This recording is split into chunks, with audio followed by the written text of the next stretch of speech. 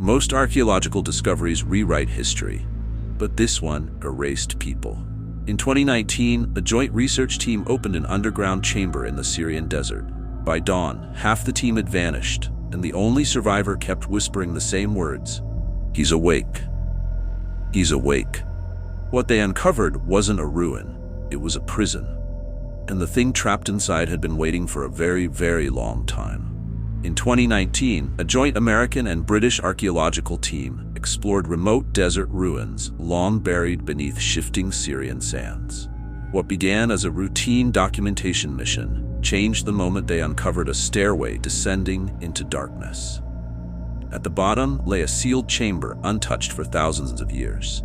Inside stood a shrine dedicated to Baal, the ancient storm lord feared across the Levant. The walls were carved with violent storms, swirling clouds, and lightning bolts that seemed almost alive under the archaeologists' flashlights. In the center stood a massive stone idol with eyes made from polished black obsidian. The strange part wasn't its design, but the fact that nothing inside was covered in dust. It felt preserved, almost maintained, as if someone or something had been there recently. One of the researchers, Dr. Melissa Hargrove, noted inscriptions warning not to speak Baal's name underground, but curiosity overruled caution.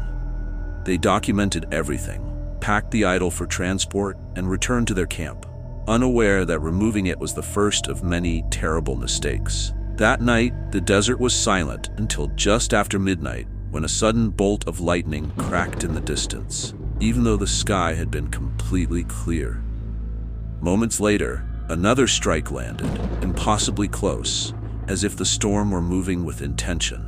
The team woke to a low humming vibration that seemed to travel through the sand itself. Dr. Hargrove later described hearing whispers calling the same name over and over: "Baal, Baal," though no one else was awake. When they stepped outside, they noticed that the wooden crate containing the idol had cracked open on its own.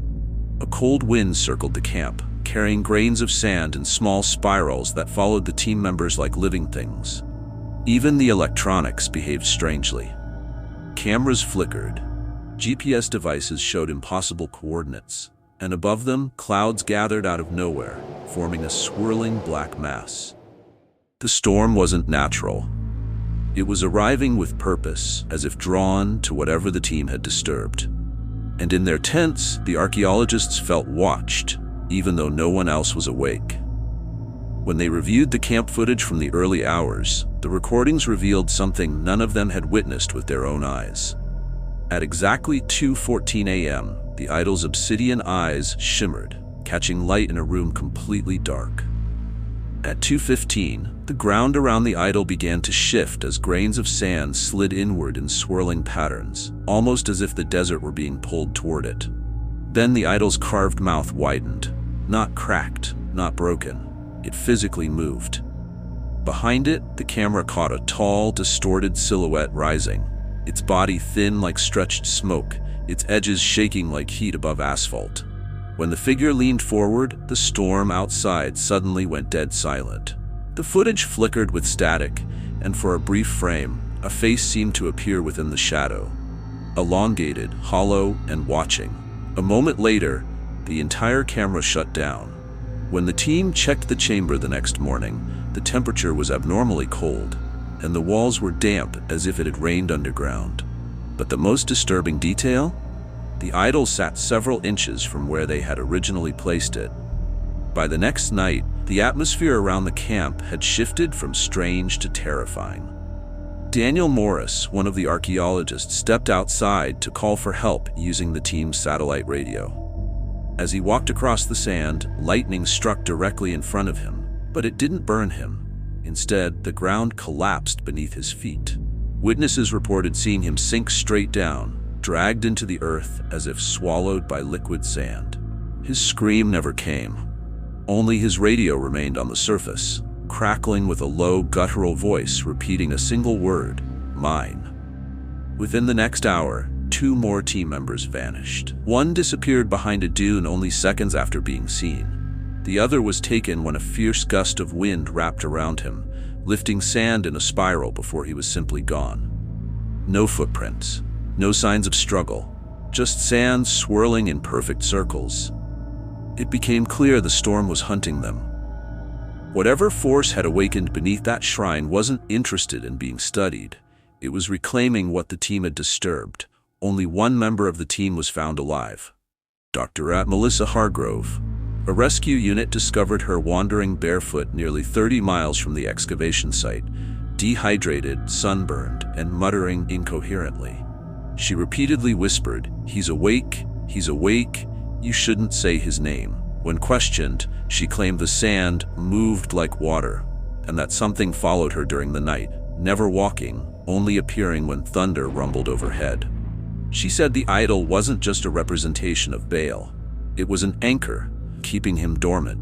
By removing it, they had released him. When authorities returned to the excavation site, they found nothing.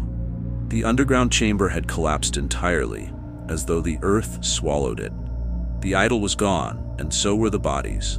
The official report blamed a sinkhole caused by structural instability. But Dr. Hargrove insisted the storm had taken them because Baal seeks what is his. She also warned investigators not to speak the name Baal beneath the earth, claiming the storms listen. The incident was quietly filed as an archaeological accident, but fragments of the recovered footage leaked online months later. In one clip, only a few seconds long, the camera captures a shadow moving independently of any light source.